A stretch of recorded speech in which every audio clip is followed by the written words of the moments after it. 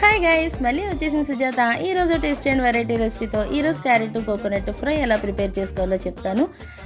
వినడానికి బాగుంది కదా, తినడానికి కూడా చాలా టేస్ట్గా ఉంటుంది. ముందుగా క్యారెట్ని శుభ్రంగా కడుక్కుని తొక్కలు తీసి చిన్న చిన్న ముక్కలుగా కట్ చేసుకోవాలి.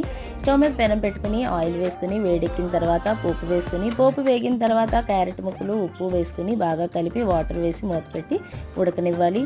ఈలోగా మిక్సీ జార్లో కొబ్బరి ముక్కలు, ఉప్పు, పచ్చి వెల్లుల్లిపాయ రెబ్బలు వేసుకుని గ్రైండ్ చేసుకోవాలి. ఈ గ్రైండ్ చేసుకున్న కొబ్బరి కూరని ఉడికిన క్యారెట్ ముక్కల్లో వేసుకుని బాగా ఫ్రై అవ్వనివ్వాలి. ఇలా ఫ్రై అయితేనే చాలా టేస్ట్గా ఉంటుంది. వెల్లుల్లిపాయ కూడా మంచి స్మెల్ వస్తుంది.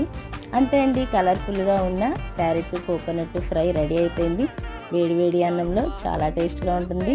సాంబార్ రైస్లో కూడా అదిరిపోతుంది. మీరు కూడా ట్రై చేయండి. ఎలా ఉందో కామెంట్ చేసి చెప్పండి. ఒక లైక్ ఇవ్వండి, సబ్స్క్రైబ్ కూడా చేయండి మరి.